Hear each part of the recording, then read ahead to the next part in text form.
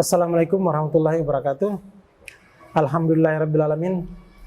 Allahumma salli ala Sayyidina Muhammad wa ala ali Sayyidina Muhammad. Baik kaum muslimin dan muslimat dimanapun berada, kembali lagi kita berjumpa pada episode ke-32. Kita akan mengkaji tentang Sirah Nabawiyah. Kali ini kita akan disuguhkan sebuah topik yang menarik, yaitu kelanjutan dari episode 31 kemarin tentang Hijrah Nabawiyah. Kali ini kita akan menelah bersama guru kita, Al-Habib Abdurrahman bin Kamil As-Sagaf, salah satu tema yang menarik yaitu Hijrah dan Mukjizat. Apa yang terkandung dalam tema yang singkat, tetapi saya sendiri penasaran, Hijrah dan Mukjizat. Kira-kira konsep hijrah yang kita sudah pernah bahas itu, kemudian dalamnya ada konteks mukjizat yang dimaksudkan di sini, saya juga penasaran. Mungkin akan dijelaskan langsung secara detail oleh guru kita, Al-Habib Abdurrahman bin Kamil As-Sagaf. Assalamualaikum, Bib. Waalaikumsalam warahmatullahi wabarakatuh. Tema kita kali ini adalah menyangkut hijrah dan mukjizat, Bib. Langsung saya ke Bib, bagaimana tema ini dalam penjelasan lebih detail tentang hijrah dan mukjizat. Silakan, Bib. Assalamualaikum warahmatullahi wabarakatuh. Waalaikumsalam warahmatullahi wabarakatuh. Alhamdulillahi rabbil alamin. Allahumma salli wa sallim ala Sayyidina Muhammadin khatamin nabiyyin wa ala alihi wa sahbihi ajma'in. Amma ba'du. Ini tema hijrah dan mukjizat. Ada salah satu tokoh ulama Mesir bernama Imam Muhammad Zahid Al-Kautsari. Di dalam kitab Maqalatu Al-Kautsari, di sini beliau menyebutkan maudhu'atul hijrah, tema-tema yang terkandung di dalam peristiwa hijrah itu mencakup yashmal mu'jizat, ya, mencakup mukjizat Nabi sallallahu alaihi wasallam. Ya, disebabkan di peristiwa hijrah Nabi, di situ banyak sekali terdapat peristiwa mukjizatnya Rasul. Di antaranya yang disebutkan khurujuhu min manzilihi fi Makkah. Di saat Nabi keluar dari rumah beliau di kota Makkah, kemudian di saat itu beliau lakukan satu perencanaan hijrah di tengah malam, agar yang lain bisa mengikuti hijrahnya Nabi di waktu tengah malam, sehingga tidak diketahui oleh musuh. Di sini ketakutan Nabi bukan terhadap diri beliau, tapi lebih berpikir kepada umatnya, khususnya minad du'afa, dari kalangan lemah. Nabi ketika keluar dari rumahnya, di depan rumahnya Nabi sudah berkumpul orang-orang kafir Quraisy.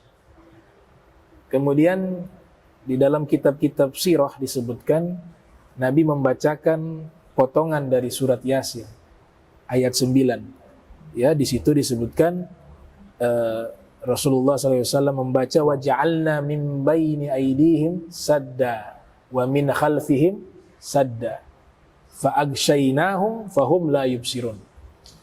Kami menjadikan di hadapan mereka ada penghalang, dinding penghalang. Di belakang mereka juga ada dinding penghalang. Maka kami tutupi mata mereka, fahum la yubsirun, sehingga mereka tidak bisa melihat.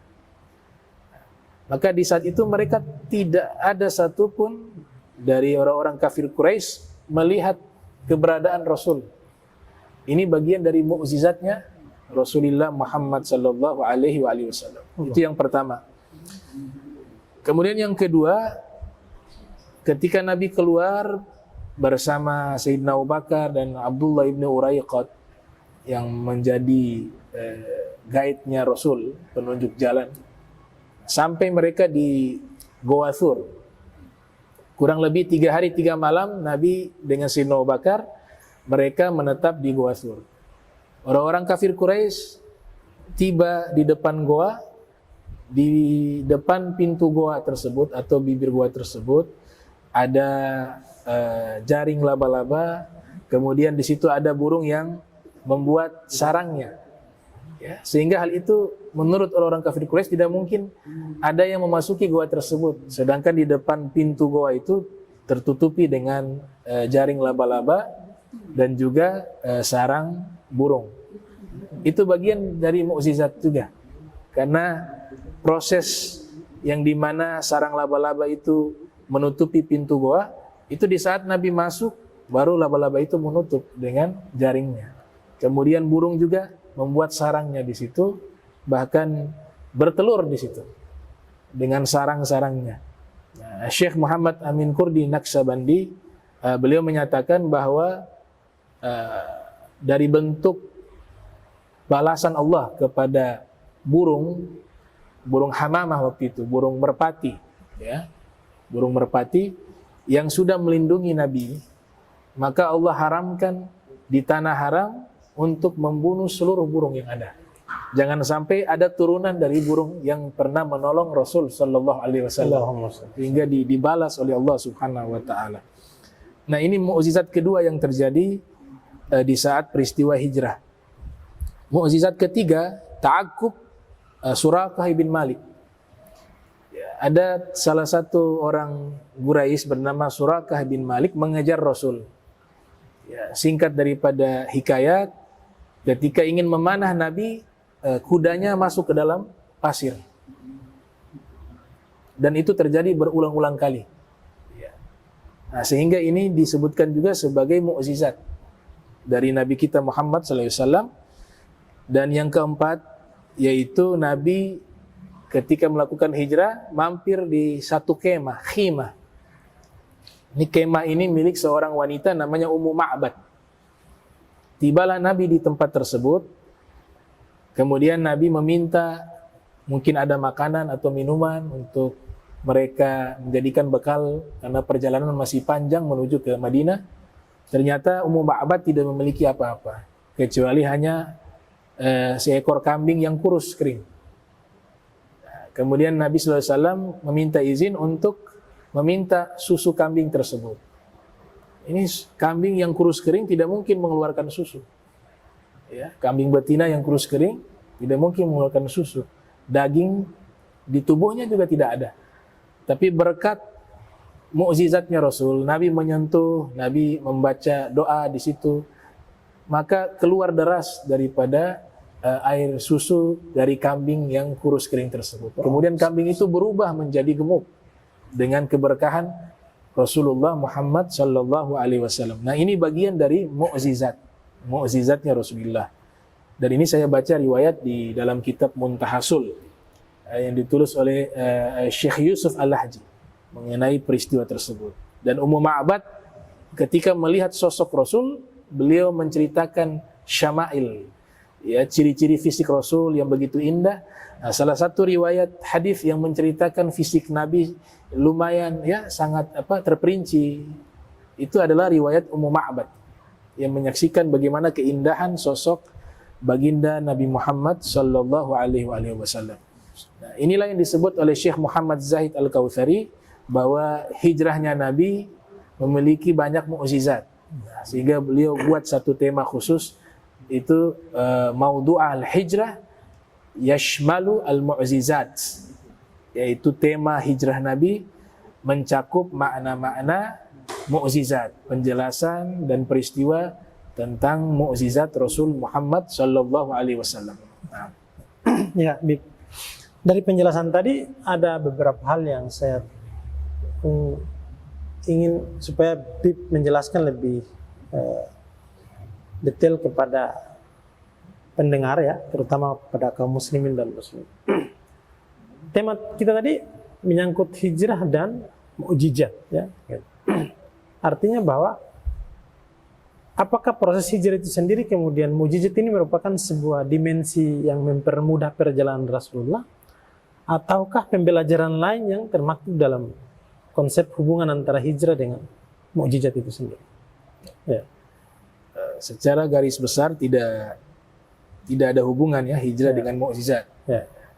Hijrah ini kan berpindah dari satu tempat ke tempat lainnya.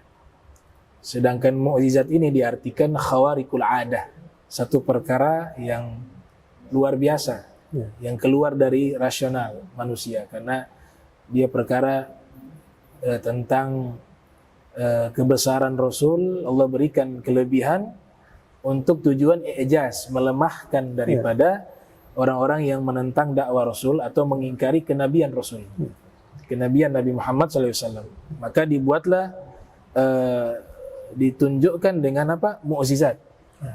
Adapun hijrah ini cenderung dibahas oleh para sejarawan terkait masalah sejarah di saat Nabi sudah berpindah tempat dari Makkah ke Madinah. Mukjizat dibuat satu kajian khusus di dalam kitab-kitab para ulama. Mereka menulis kitab Dalailun Nubuwah. Di situ ada subtema khusus membahas tentang mukjizat.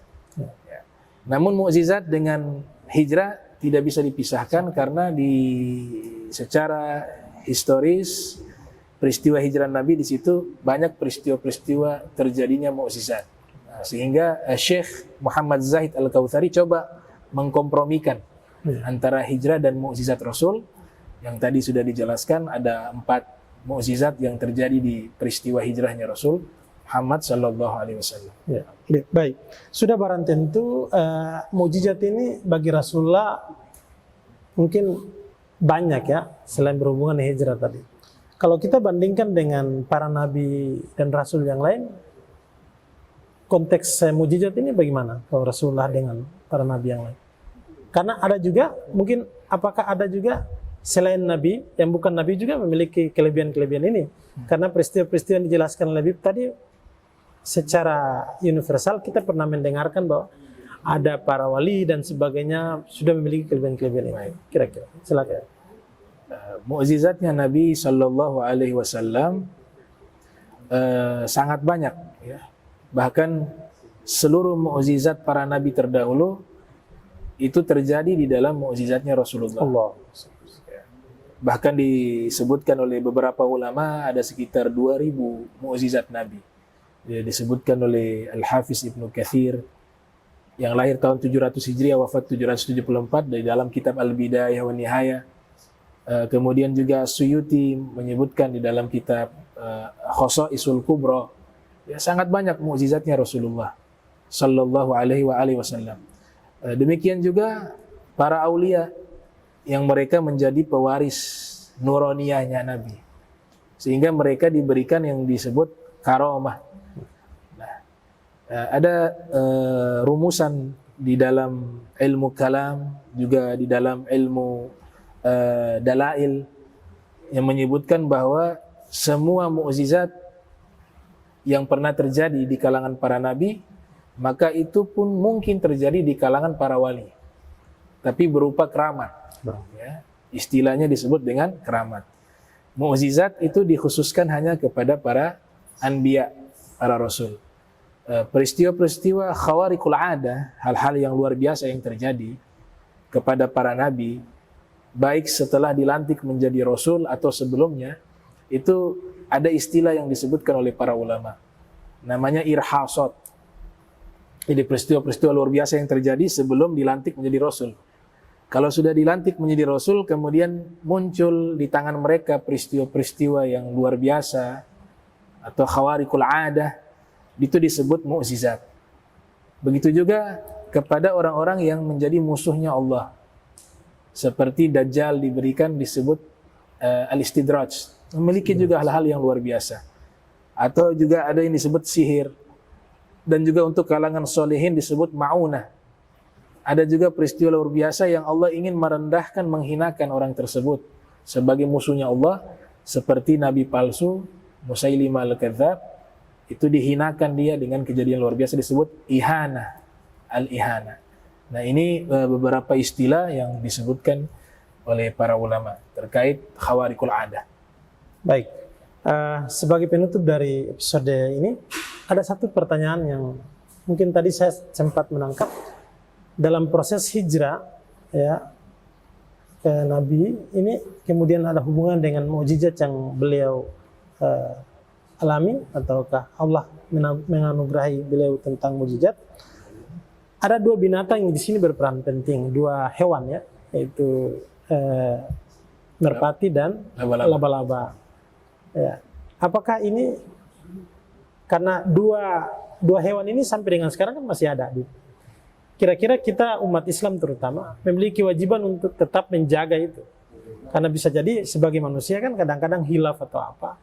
Kemudian peristiwa itu kemudian memberikan hikmah. Kira-kira bagaimana?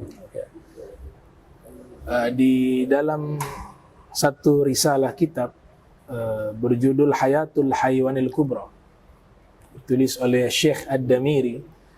Di situ beliau menukilkan riwayat dari Imam Ali bin Abi Thalib. Jadi kalau ada laba-laba membuat sarang di rumah, ya, beliau perintahkan untuk kita hilangkan itu sarang laba-laba. Artinya memang kalau sudah sampai mengganggu, tidak ada larangan secara khusus untuk tidak boleh dibunuh. Ya. Tapi kalau sudah mengganggu, maka diizinkan hal itu. Makanya konteks kisah ini untuk kalangan intelektual masih diperdebatkan. Apakah laba-laba menutup daripada pintu goa tersebut? Ya. Tapi ada juga yang membenarkan hal itu. Khususnya kalangan para asfiya, mereka banyak meyakini ini sebagai mukjizatnya Nabi. Ya, sebagaimana yang tadi ditegaskan oleh Syekh Zahid Al-Kautsari, bahwa itu bagian dari mukjizatnya Rasul SAW. Jadi sekiranya kalau sudah mengganggu itu sarangnya, jaring laba-labanya, kita tidak ada masalah untuk membersihkan rumah kita dari itu. Kalau tidak sengaja sampai terbunuh laba-laba, ya tidak masalah. Gitu. Tapi untuk kalangan para asfiya, mereka tetap menjaga setiap jiwa makhluk itu memiliki kemuliaan. Ya.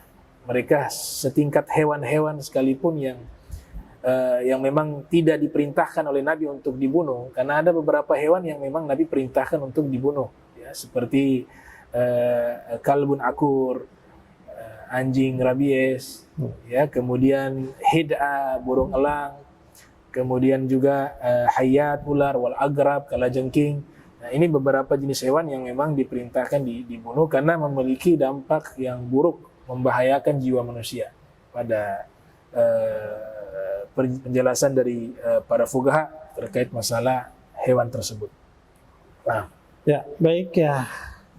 Dari pertanyaan dan jawaban tadi, penjelasan dari Habib tadi, sekaligus menutupi atau mengakhiri perjumpaan kita pada tema tentang hijrah dan mukjizat. Demikian, Assalamualaikum warahmatullahi wabarakatuh.